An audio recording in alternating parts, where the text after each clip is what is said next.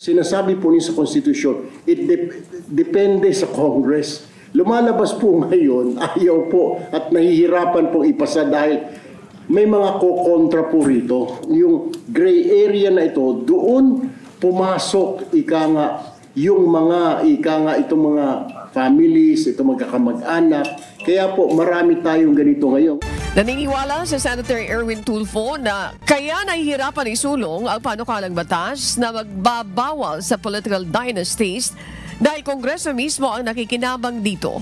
Nahihirapan na niyang isabatas ang anti-political dynasty dahil magkakamag-anak din ang mga nasa Kongreso.